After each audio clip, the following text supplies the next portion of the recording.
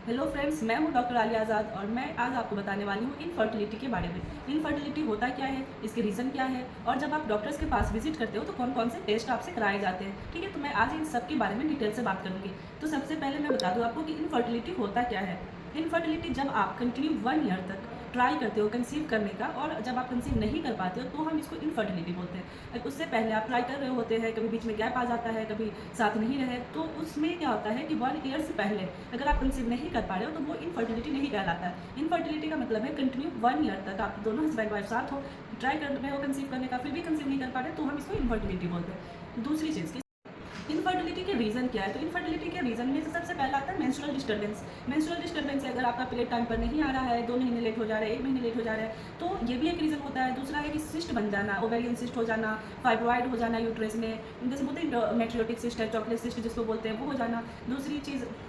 दूसरा रीज़न है hormonal disbalance, जिसमें थायराइड होता है। थायराइड का लेवल अगर आपका बढ़ा है तो उसमें भी आप कंसीव नहीं कर पाते हो, और अगर कंसीव भी करते हो तो उसमें मिसकैरेज के चांसेस बहुत ज़्यादा होते हैं। तो थायराइड भी एक रीज़न है। तीसरा रीज़न प्रोलैक्टिन का बढ़ जाना, हार्मोनल इम्बैलेंस भी इसमें एक रीज़न है। उसके अलावा लैक्टिन, FSH और LH के 4 मेन टेस्ट होते हैं जो हम प्रेगनेंसी कंसीव करने के दौरान ये टेस्ट करवाते हैं कि ये सब हार्मोन्स का लेवल आपकी बॉडी में नॉर्मल है या नहीं है। ठीक है। चौथी चीज़ फैलोपियन ट्यूब का ब्लॉक हो जाना, उसमें नैरो हो जाना, सिकुड़ जाना नलिकाओं का, ये भी एक रीज़न होता है।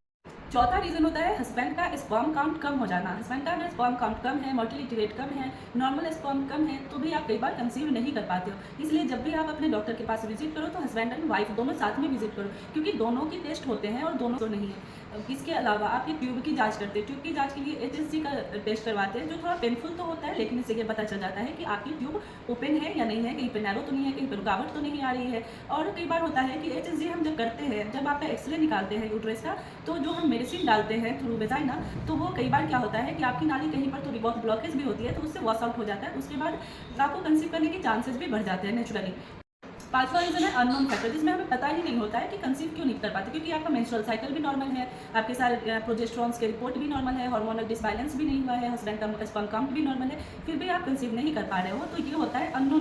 अगर आपकी ओवरी में सिस्ट आता है, चाहे वो डर्मोइड सिस्ट हो, चॉकलेट सिस्ट हो, इंडोमेट्रियोटिक सिस्ट हो, तो पहले हम 3 महीने उसको ठीक करते हैं, उसके बाद ही फिर कंसीव करने के लिए हम ट्रीटमेंट करते हैं। ठीक है। और फिर हस्बैंड को भी उसकी मोटिलिटी रेट को बढ़ाने के लिए भी हम 3 महीने मेडिसिन देते हैं और फिर बोलते हैं कि आप ट्राई करो। इसके अलावा प्रॉपर ट्रीटमेंट इनफर्टिलिटी का क्या है, जब भी आप डॉक्टर के पास विजिट करते हैं तो ये आपको पता होना चाहिए कि आपके इस थ्रू आउट ट्रीटमेंट का प्रोसीजर क्या है। तो चलिए आज हम उसके बारे में आपको बताते हैं। सबसे पहले जब आप अपनी ट्रीटमेंट के लिए जाते हैं, ये सारे टेस्ट होने के बाद आपकी होती है फॉलिकुलर स्टडी। फॉलिकुलर स्टडी में हम सबसे पहले आपको कुछ मेडिसिन होते हैं वो 5 डेज़ के लिए देते हैं। पीरियड के सेकेंड डे से 5 डेज़ के लिए एक टैबलेट देते हैं। उसको खाने के बाद हम बोलते हैं कि पीरियड से काउंट कर लेना है 8th डे पे आपका हम फॉलिकुलर स्टडी करवाते हैं, अल्ट्रासाउंड करवाते हैं, जो ट्रांसवेजाइनली करते हैं, और उसमें आपके फॉलिक्यूल्स के साइज़ को पता करते हैं कि जो हम मेडिसिन दे रहे हैं उससे आपका फॉलिक्यूल्स का साइज़ इंक्रीज़ हो रहा है या नहीं, इंडोमेट्रियल थिकनेस बढ़ रहा है या नहीं।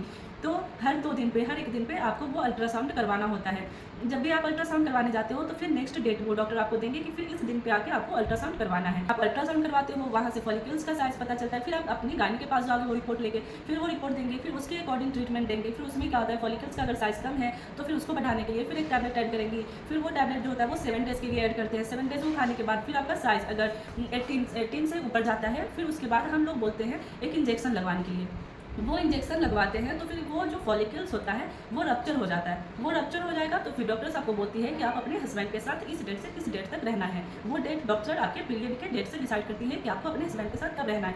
फिर उस टाइम आप जब अपने हस्बैंड के साथ रहते हैं तो फिर एक 10 दिन के लिए फिर जैसे ट्रांसवेजाइनली अल्ट्रासाउंड में पता चलता है कि अगर आपके फॉलिकल्स का साइज छोटा है तो फिर उसके लिए एक इंजेक्शन लगाते हैं। वो थोड़ा कॉस्टली होता है, लेकिन उससे फॉलिकल्स का साइज इंक्रीज करता है, जिसको हम FSH का बोलते हैं। FSH इंजेक्शन होता है, वो लगवाने से आपके फॉलिकल्स का साइज बढ़ेगा। इसमें होता है इंडोमेट्रियल थिकनेस, कि आपके जो यूट्रस के अंदर की जो लाइनिंग है वो मोटी हो रही है कि नहीं, वो मोटी होगी तभी आप कंसीव कर पाओगे। तो अगर वो कम है तो उसको बढ़ाने के लिए भी एक टैबलेट देते हैं 7 डेज़ 8 डेज़ के लिए।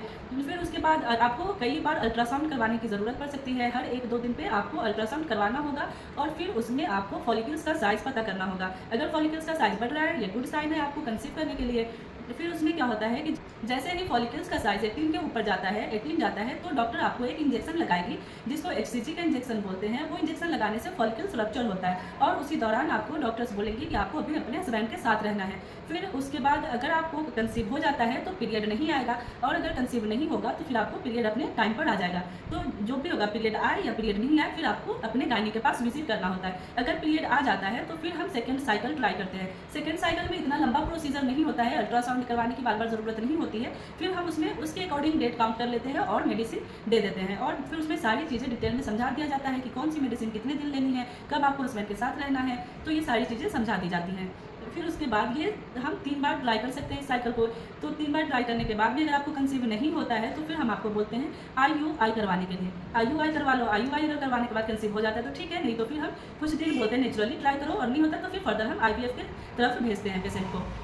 लेकिन कई बार क्या होता है कि पेशेंट जो है फॉलिकुलर इंडक्शन में ही, ओव्यूलेशन इंडक्शन में ही कंसीव कर जाती हैं, उसको IUI या IVF की ज़रूरत नहीं पड़ती है। तो ये था सारा डिटेल आपको इनफर्टिलिटी के बारे में। होप मेरा वीडियो आपको अच्छा लगा हो। अगर अच्छा लगा हो तो प्लीज़ सपोर्ट कीजिए और इसे आगे बढ़ाइए, ताकि मैं और भी इससे रिलेटेड बहुत सारी जानकारी आपसे शेयर कर सकूँ।